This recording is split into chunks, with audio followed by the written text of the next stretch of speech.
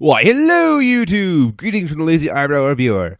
Now it's time to review a figure that was part of the early lineup. It's Classics Mirage! Now I'm also reviewing the Repro Labels add-on kit as well, as I thought it was an amazing kit and definitely something that should be added.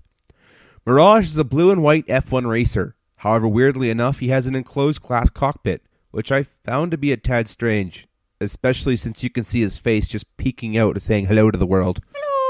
But oh well, I think Hasbro and Takara pretty much hit their mark for F1 Racer. Front wing, cockpit, air scoop, massive rear tires, rear wing. Yeah, it looks close enough to me. Repro Labels, on the other hand, adds all his G1 glory to his otherwise plain classic self. Before Repro Labels, he had a 26 on his side, as well as Witwicky spark plugs on his rear wing. Also, he had a plasma injection on his intake vents, but those still remain. And that was really about it. Heck, there wasn't even an Autobot symbol on him aside for the Reveal the Shield sticker just slapped on his leg because they couldn't come up with a clever solution for it. Repro Labels, however, gives him his old French racing logos all over his body, from Stans to Elf Racing, an Autobot symbol on his nose, and not to mention bits of chromed out glory seen on his front and rear wings. Seriously, this is a much needed upgrade to his vehicle.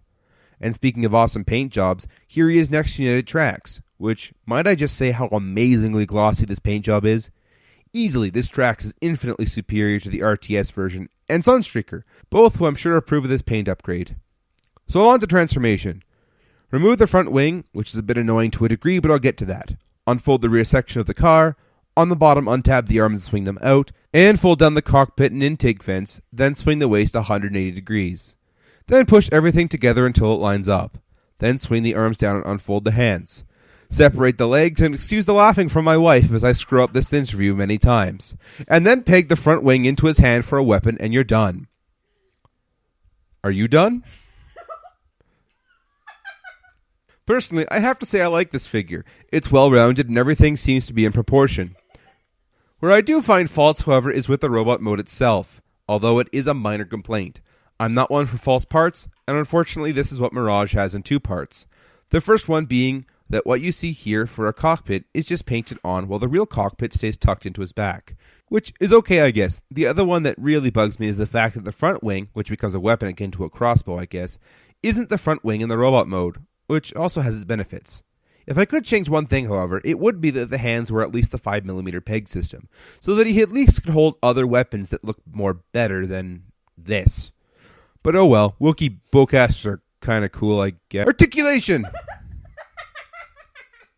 Apparently that's hilarious. Mirage features a double ball-jointed head that swivels and looks up and down. Ball-jointed shoulder with swiveling bicep. Double-jointed elbow, but no wrist rotation.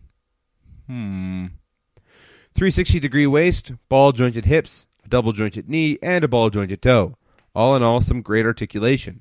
For instance, begging forgiveness for working for the Decepticons that one time he was brainwashed by Megatron, because Cliffjumper is a suspicious, unforgiving jerk. He can also do a better Iron Man than Marvel Legends Iron Man. Do a flying kick through the air, or even still fight in a tournament if a Decepticon ever sweeps the leg. And then, of course, exact revenge on the Decepticon who told him to do that in the first place. So that does it for my review of Classics Mirage. He's an awesome figure, no doubt, but sometimes I find him just a tad overrated in the eyes of most reviewers. Though he still is an awesome figure if you can find him nowadays. Anyway, this has been the Lazy Eyebrow Reviewer.